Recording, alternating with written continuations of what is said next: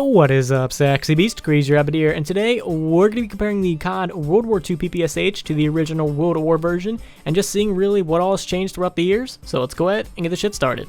So COD World War II is still in beta, the game is not fully out yet, and once the game actually does finally release, I will come back and look at the PPSH and see if anything major has changed. If anything major has changed, I will update this video, but until then, these are the weapons we're dealing with. And real quick, as per usual with all my other comparisons, I just want you guys to watch and listen to each weapon, so that way you guys can sort of see and hear what the differences are. So here you go.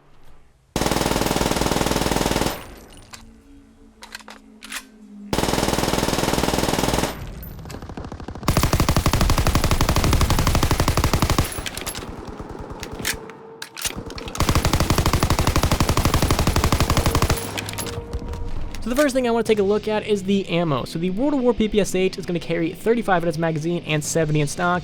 Really not that much. In World War, you constantly found yourself out of ammo with this weapon just because it had such a fast fire rate and low damage. Ammo is going to be a huge problem, so usually back in World War, if for some reason you were using the PPSH and not the MP40, using the perk Bandolier was actually pretty helpful because it gave you more ammo in this weapon. Or you can always throw on a drum mag, which is going to give you 70 in the magazine and also 70 in stock, so it gives you a little bit more ammo, and this is something that I would definitely recommend instead of picking that perk. Because all it takes is for you to kill one guy with an MP40, then toss your PPSH out and immediately grab that, and you're good. Now if we move over here to the World War II version, it's going to carry 35 in its magazine and 105 in stock, so it's going to carry a little bit more than the World War version, and when you actually throw on the drum mag, or extended mag as it's called in the game, it's going to carry 52 in its magazine, which is a little bit less than 70, but you're also going to carry 156 in stock. So overall, in terms of ammo, the World War II version is going to carry a lot more, which is very, very helpful because in World War II, I don't really ever feel like ammo is a problem, especially when I went back and played World at War. I was like, god damn it, I'm constantly out of ammo on this weapon, but in World War II, I really don't ever feel like I'm constantly out of ammo. I feel like it's just right. So now that we have taken a look at ammo, let's go ahead and look at the attachments that you can get for each of these weapons. In World at War, you can only get 2 attachments for your PPSH. You can get the aperture sight, which is kind of like a red dot, and you can also get the drum magazine. In World War II, you kind of have a little bit more of a selection. You can kind of personalize the gun to how you want to play. You get a silencer starting off. It really isn't an attachment. You can kind of just press left on the D-pad and it throws it on. And you also get 2 other attachments. You can get the lens sight, quick draw, reflex, grip, steady aim, full metal jacket, advanced rifling, extended magazines, and rapid fire. So you really can kind of play around to whatever attachments you want that kind of fits your playing style.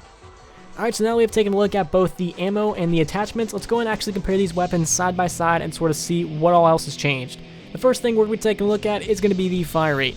So the World War PPSH is known for 2 things. 1, its drum magazine, especially in zombies, and 2, its amazing fire rate. And that's a fire rate that we really haven't seen reproduced in any game's PPSH, not on Black Ops 3 and especially not in World War II. I compare them side by side and start shooting at the exact same time without the drum mag. The World War PPSH is going to be slightly faster, and that really did kind of surprise me. I don't know why. I just felt like the World War II PPSHs was actually pretty fast. But when I actually did go back and played World War, I was like, wow, I'm wrong. Damn. So definitely when it comes to overall fire rate, you gotta give it to the original OG World War version. It's gonna be slightly faster. And if we also take a look at the hip fire and recoil, again, you kinda have to give this one to the World War version. There is virtually like no recoil on any World War weapons, especially when it comes to the PPSH. I feel like there should be a lot of recoil, like the World War II version, but in World at War, it's getting kinda confusing saying World at War and World War II. It's getting really confusing. Hopefully you guys are sticking with this. But in the OG World at War version, there's like no recoil whatsoever on that PPSH, unlike the World War II version, which does have some pretty mean recoil. And you can always throw some attachments on there to lower the recoil a little bit, but it still doesn't match the World at War version. So as I started playing around with the attachments, I wondered what the rapid fire on the World War II version would look like compared to the original, and so I did just that. I compared them side by side, and the World at War version is still going to be faster than the World War II version.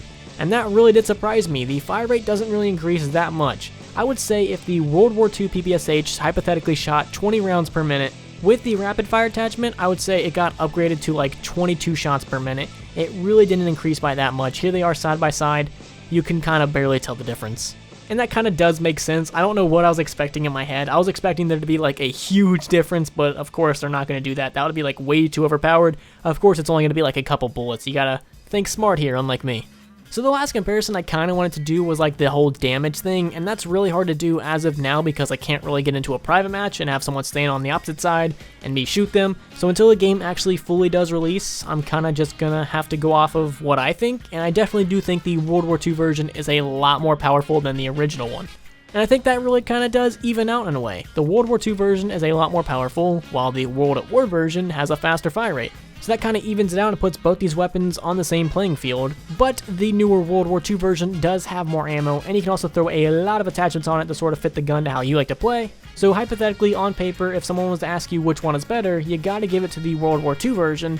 But man, I don't know if it's nostalgia or the people playing World at War are just absolutely that bad.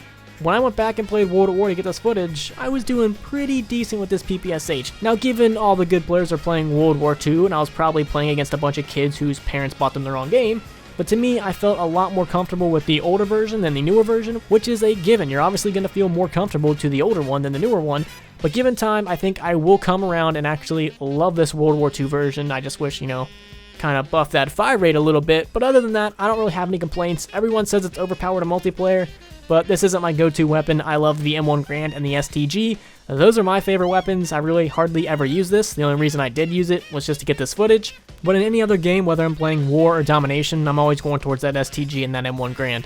But everyone does have their own preference, and I want to know, which one do you guys prefer? Do you guys like the original World War version or the new stylish World War II one? Let me know in the comments. And also, would you guys like to see me continue this series with other weapons like the STG, the M1, and a lot of other weapons in World War II? If so, make sure you guys hit that like button and subscribe. And I just want to say thank you to all my Patreon supporters. You guys are awesome.